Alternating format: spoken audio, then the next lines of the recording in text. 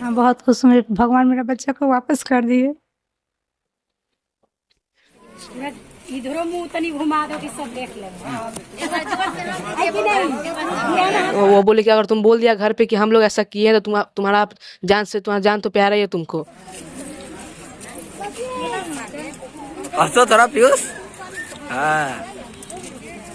School में गया तो वहाँ माँ बोले कि आज बच्चा आया नहीं स्कूल। भी होगी, उसकी पत्नी देख रही लेकिन कुछ नहीं बोल रही थी। देख रही थी, कुछ नहीं बोल रही थी। वो सामने से एक चंदन है, वो आया सामने से, डायरेक्ट मुंह पे एक कपड़ा रखा और अंदर ले गया। पुलिस की त्वरित कार्रवाई के बाद आखिरकार पीयूष अपने घर आ गया है। अभी हम पीयूष के साथ हैं, उसके पिता और माता भी हैं यहाँ पे। हम जानने की कोशिश करते हैं कि क्या कुछ हुआ था, शुरुआत से घटनाक्रम को जानने की कोशिश करेंगे। सर, क्या नाम है आपका? अशोक सिंह। कैसे पता चला कि पीयूष का किडनैप हो गया है? क्या कुछ हुआ उस दिन? पीयूष रोज की तरह 6:30 बजे क्लास के लिए इसकी मम्मी तैयार करवाई, खाना खिलाई और गेट से बाहर जाने के लिए चला गया। लेकिन जब 1:10 बजे छुट्टी हुआ स्कूल का, स्कॉलर बर्ड स्कूल में पढ़ता है पीयूष 8 क्लास में, जब उसका छुट्टी हुआ तो हम लोग को मालूम चला कि करीब 1:10 की छुट्टी होती है। 1:25-1:30 तक पीयूष नहीं आया। तो हमारे बड़ा लड़का स्कूल में गया तो वहाँ माँ बोले कि आज बच्चा आया नहीं स्कूल। फिर हम लोग चिंता हुए, हमने 100 नंबर डायल पे कंप्लेन कर दिया तुरंत। उसके बाद स्कूल में गए, अटेंडेंस देखा तो वहाँ एब्सेंट था। फिर हम लोग आके थाना में FIR दर्ज करा दिए। FIR दर्ज करा दिए। कितने तारीख की घटना है? 2 तारीख को। 2 तारीख जी। और आज बरामद हुआ है? आज बरामद हुआ। 4 दिन 4 दिन बाद। पीयूष भी है यहाँ पे। पीयूष, ज्यादा कुछ नहीं पूछेंगे, क्या कैसे हुआ था घटना, ये बता। वो जब हम स्कूल के लिए निकले यहाँ से, नीचे उतरे वहाँ पे तो सामने से एक चंदन है, वो आया सामने से, डायरेक्ट मुंह पे एक कपड़ा रखा और अंदर ले गया। और जो उसका जो साथ में था वो और कस के दबा दिया मेरा मुंह कि अगर थोड़ा भी देर तो वहाँ पे हम बेहोश हो जाते, लेकिन हुआ नहीं वैसा। वो हमको किचन में जाके बोला कि अगर तुम एक भी आवाज़ निकाले तो हम तुमको जान से मार देंगे। फिर उसको वो हमको बेडरूम में लेके गया, बोला कि बैग और जूता तुम वहाँ पे रख दो अपना, लेट जाओ उस पर। फिर 2 इंजेक्शन दिया हमको। फिर उसके बाद बोला कि वो अपना मेरा बैग और जूता डिक्की में रख दिया और हमको कार में बैठा के ले गया। कौन कौन दिया इंजेक्शन? वो सिर्फ अमन दिया बस। अमन दिया? हाँ। फिर वो मकान मालिक का बेटा? हाँ। जब वो कार से वहाँ से निकले तो थोड़ी दूर के बाद एक और दोस्त कार में बैठा जिसका नाम राहुल था। वो बैठा, फिर आगे जाके पेट्रोल पंप पे हम उठने के बैठने की कोशिश की, लेकिन वो बोला कि तुम सो जाओ गाड़ी में, तो हम लेट गए। इंजेक्शन दिया गया उसके घर में तो सब लोग होंगे, महिलाएं भी होगी। उसकी पत्नी देख रही, लेकिन कुछ नहीं बोल रही थी। देख रही थी, कुछ नहीं बोल रही थी। फिर वहाँ से आया तो वो हमको ITI कॉलेज था, वहाँ पे ले गया, जहानाबाद। हाँ। वहाँ पे एक रूम था, वहाँ पे हमको रख दिया, गेट बंद कर दिया। वो तीनों साइड में जाके बात कर रहा था कुछ। जब उनको बोली थी मेरा बैग दीजिए, उसमें लंच करके दे देते, फिर तो बोले कि दे रहे, लेकिन दिए नहीं हमको। फिर हम बोले कि वो हमको दूसरे रूम में ले जाके पूछे कि अगर कोई पूछे तो घर से तुम इतना देर कहाँ था, तुम इतना दिन। तो हमसे पूछे क्या बोलेगा, तो हम बोले कि दोस्त के घर थे इसलिए। तो वो बोले कि अगर तुम बोल दिया घर पे कि हम लोग ऐसा किए हैं तो तुम्हारा जान तो प्यारा ही है तुमको। फिर तो बोले कि ठीक है हम नहीं बोलेंगे। ये सब बात कौन बोल रहा था? अमन बोल रहा था। अमन बोल रहा था। फिर उसका जब वो बोला कि घर ले चलते तुमको, तो घर नहीं लेके दूसरे रूम पे लेके गया हमको।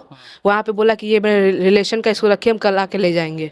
तो कल सुबह हम कॉल किए उनको तो बोले आ रहे, लेकिन आए नहीं। फिर शाम को कॉल किया, आ रहे, लेकिन आए नहीं। फिर उसके बाद वो जो दूसरे घर पे जो अंकल थे वो हमको वहाँ से थाना लेके आया, वहाँ जो लोकल थाना था वहाँ पे। फिर वहाँ पे पापा को कॉल किए हम, फिर वहाँ से ये जो यहाँ पे थाना था वो वहाँ पे लेके आया, तब हमको यहाँ पे लेके आया जब कोर्ट में वो सब हुआ। अच्छा, कितने लोग था वहाँ पे? हमको छोड़ने सिर्फ अमन और वो चंदन आया था, और राहुल को पीछे उतार दिया था वहाँ पे। पीछे उतार दिया? हाँ। और फिर वहाँ जब थाना पे आया तो ये लोग वहाँ पे आए, तो फिर हम लोग को यहाँ लेके आ गए। चलिए, आप यहाँ पे किराए पे रहते हैं? जी, किराए पे। कितने साल से रह रहे हैं? नहीं, 3 महीने से रहते हैं। 3 महीने? मार्च में आया। रहने वाले कहाँ के? सीतामढ़ी जिले। सीतामढ़ी जिले, मेजरगंज थाना में डुमरी कला मेरा ग्राम है। अच्छा जी।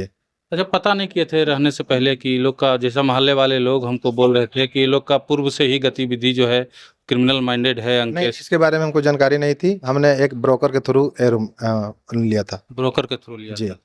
अच्छा, पुलिस प्रशासन का जो है यहाँ इस मामले में कितना आपको मदद मिला है? नहीं, पुलिस प्रशासन का अच्छा सहयोग मिला है। SSP सर, थाना प्रभारी, आयु जो हमारे पंकज जी, सब लोग का सहयोग अच्छा मिला है। उसके साथ साथ हमारे सभी रिश्तेदार वगैरह, मीडिया कर्मी जितने भी हैं, सब लोग का सहयोग बहुत अच्छा रहा, जिसके कारण आज मेरा बच्चा मेरे पास है। सबको मेरे तरफ से पूर्ण रूप से धन्यवाद है, यही कहना चाहेंगे। चलिए, माता जी भी हैं। हाँ, मतलब ये जो बताया कि स्कूल से आने के बाद पता चला कि मेरा बच्चा नहीं है, तो मतलब ये इतना ध्यान तो रखना चाहिए था आप लोगों को कि स्कूल जब बच्चा जा रहा है तो उसके साथ नीचे जाएं। कभी ऐसा कुछ नहीं, कुछ ऐसा महसूस नहीं हुआ। जैसे कभी कभी जाते थे भी तो ये बोलते मम्मी का आप कहाँ जाइएगा, मैं चला जाऊंगा खुद। ये पहुँचाने के लिए नहीं जाती थी, मतलब बच्चा समझदार था, बड़ा था, इसलिए इसीलिए घर से ही भेज देते। हाँ हाँ भेज दो जी। चलिए, सकुशल बच्चे की वापसी हो गई है। हाँ बहुत खुश हूँ, भगवान मेरा बच्चा को वापस कर दिए। चलिए, देखिए क्या माहौल है पटना का या फिर बिहार में। क्राइम जो है इतना बढ़ गया है। एक मकान मालिक का जो बेटा है वो उसी ने इस बच्चे का किडनैप कर लिया। अब लोग कैसे भरोसा करेंगे। कब पहले कहा जाता था कि किराएदार को सोच समझ के रखिए, बढ़िया से रखिए, क्या पता कैसा किराएदार आ जाए। लेकिन अब तो मकान मालिक को भी सोच समझ के बनाना पड़ेगा कि भाई किसके मकान में हम रहें, कौन क्रिमिनल है कौन क्रिमिनल नहीं है। बहुत सारा जांच करने के बाद देखिए क्या स्थिति होती है। क्या कहिएगा, मतलब मकान मालिक के द्वारा इस तरह के घटना को अंजाम दिया गया। बस यही चाहेंगे प्रशासन विभाग से कि इनको ऐसा उचित कार्रवाई करे कि आइंदा फिर किसी और किराएदार के साथ ऐसी घटना ना हो।